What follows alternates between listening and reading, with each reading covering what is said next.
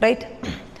Now we will be proceeding with Trikonasana, for which we are setting ourselves up with blocks. Please feel free to do so.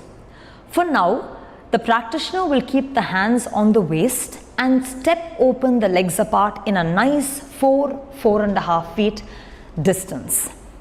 Now, there is a method to jump and step yourselves out in order to move into a standing pose. We will discuss that in greater detail in the following video. For now, we are just stepping our legs open apart nice and wide. Again, width is important. When I stand with my feet together, my hips have a certain narrowness or a certain compactness. When I open my legs nice and wide, my hips are open, which gives the spine fluidity to travel. So definitely ensure that from the midpoint, you are measuring at least 2.5 feet for your foot to nicely open right to right side, left to left side. So the pelvis allows for the spine to fluidly travel. Now, when you keep your legs wide, remember, it is from Tadasana that the legs went out wide. So you will continue to maintain that alignment where using the heel, you are mounting the shin over the heel and monitoring that the thigh also remains over the heel.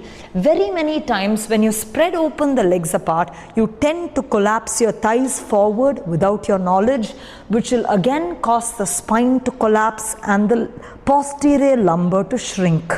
So you have to make sure that you are articulating the thigh over the heel, giving that firmness to the spine.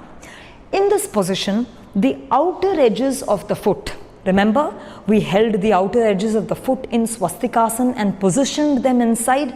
That outer edge or little toe edge of the foot should be firmly placed. Again, how?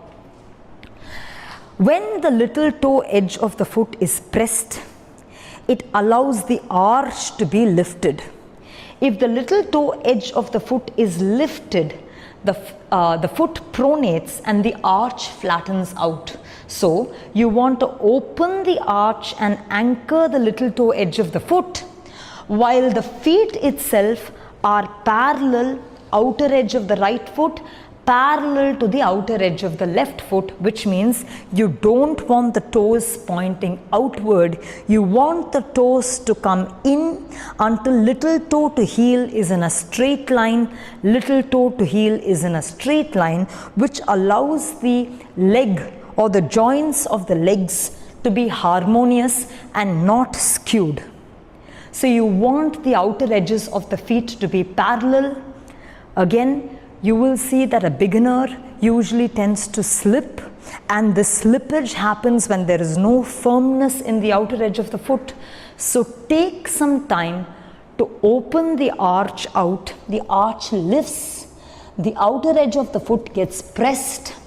Calculating where the heel is, you are toning to get the thighs back and shin back so that the spine can be firm and long. Now in this position, again, remember the onion peel concept, thinking that the bony part of the pelvis is the core.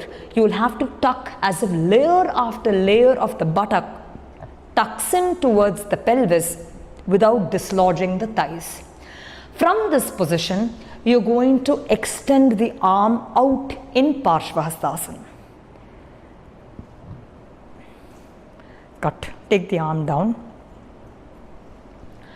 From this position, we are going to turn the legs out to 90 degrees. That is, the right foot turns out to 90 degrees. So here, as we saw, you're first raising the toes up a little, training the shin to go back where the frontal shin muscles are firm.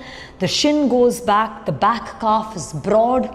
You're lifting the toes up nicely until the same thing with the thigh goes back, the femur goes back, and the back of the thigh becomes broad. Then you want to turn the foot out, but try not to turn it from the foot as in the toe. You want to think that the leg at the root is turning from inside out, as if the groin itself is turning from inside out. when the leg turns, the knee joint, being the next joint, also rotates from in to out, and then the ankle joint turns from in to out. Again, I'm going to ask the practitioner to do it again. You're turning the foot and then placing the foot down. Let me show you what happens when you don't do it this way.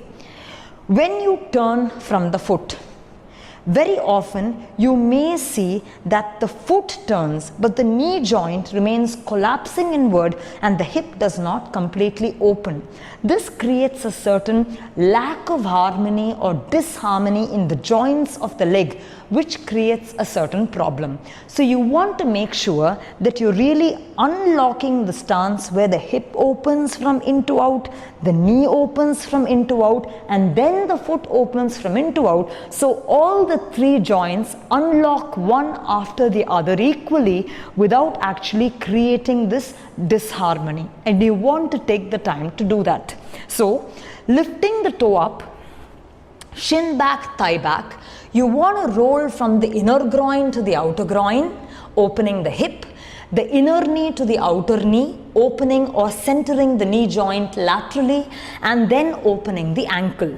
From this position, you want to lengthen the sole of the foot, anchor the toe mounds, and then creating a long toe, you extend the toes away. Now in this position, usually she's been practicing for a while, but you will see that when a person or a student attempts to roll the leg out, the body inadvertently turns. So my intention was to only turn the foot, but you see there is a certain skewedness in which the spine has tilted forward, where it's not completely turned, it's not completely lateral. This happens when the spine is dropping. To correct this, you have to make sure the outer groin of the back leg stays strictly back. That is, the thigh stays mounted over the heel and it does not slip forward. This positions the spine back in the center. But what do you do about this drop? You have to ensure that the femur or the thigh bone rises into the socket to keep the spine straight. At this position, usually the knee tends to turn back in, so you have to keep the knee rotated out while driving the thigh and outer groin back and the femur into the socket to start off with this mindfully centered spine and not a collapsed spine. We'll do that again. The practitioner turns the foot in and steps the feet together, and now the left side. You're opening your legs generously 4.5 feet apart. While you're doing that, keep the outer edges of the feet parallel with the toes slightly tucked in. You see, when I stand, my toes are usually wider than the heel by the nature or the anatomy of the foot itself. So we are slightly turning our toe in so the outer edge of the foot can be parallel. So slightly the toes will come in. Now, when in that position, you're then keeping the thigh back, shin back, buttock tucked in, abdomen lifted up, chest lifted, clavicles broad, upper arms back, shoulder blade tucked in, rib cage over the pelvis. The lower back should not be overarched. Okay? Now, maintaining that position, you're raising the left leg up, dorsiflexion of the ankle, mindful to take the shin back and thigh back. Now, you almost refuse to rotate from the foot. Think that first the groin or the hip opens, therefore the knee opens, then ultimately the foot opens. So joint after joint is rotating harmoniously and equally laterally. Once that happens, there is a tendency of the back leg, that is the right leg hip, to close inward. You want to keep the pelvis open. So keep the back leg, outer groin back, thigh back, and this outer groin back, thigh back will get the spine back in the center.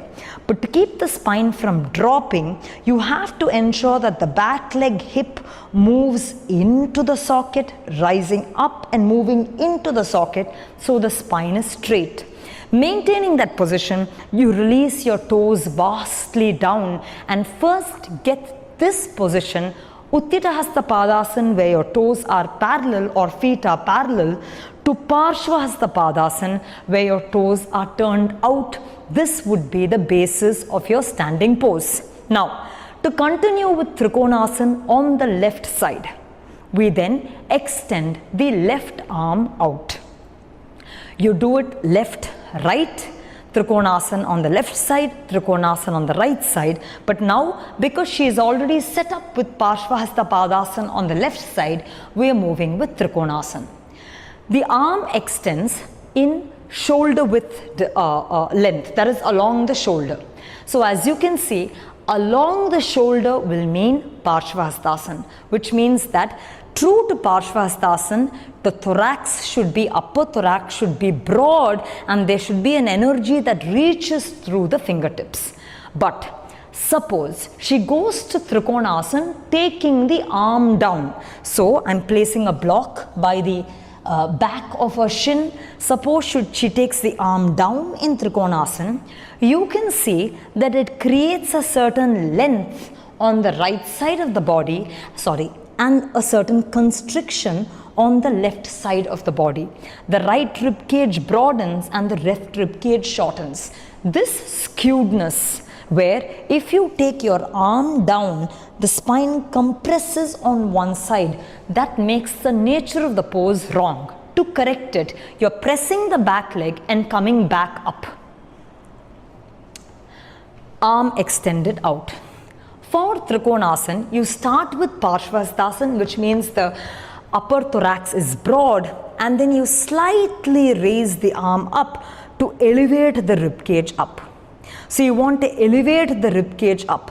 Then it is this position that you travel, where you extend the arm away from you, where the arm becomes like Urdhvastasana, comes closer to your ear. So you extend the arm away from you, maintaining the length of the rib cage. So the rib cage doesn't compress. You're trying to grow the spine away from you. When your body comes parallel to the ground, working the rib cage away, then you release your hand and hold the block. After you hold the block, you still apply a certain grip to the block and raise the unit of the chest away from the abdomen, ensuring that the entire body comes over the leg. That is, over the left leg is the left side body, and over the left side body is the right side body without the body falling down. I will show you a common mistake. When you go to Trikonasana, a person starts to move forward like this. This is not a laterally aligned position. When you go, the body has to slice over the leg. So along the bones of the left leg, the right body has to align, and the left side body has to laterally be over, as if right over left over leg is all in one line. Then in this position, the student releases the arm straight up to create this thoracic broadness again, ensuring that the left thigh is back, left shin is back, and the buttock is tucked in. Buttock should not be dropping out. Buttock should be tucked in. In Trikonasana, we have to ensure that we are coming back over the back leg, which has been unmoving and stable. The front leg is turned out, it is rotated, it's a mobile leg. The back leg is the stable leg, so you want to mount the spine into the stability of the back leg. And then you turn your foot in, slightly squirm your feet together, and then join your legs in Tadasana.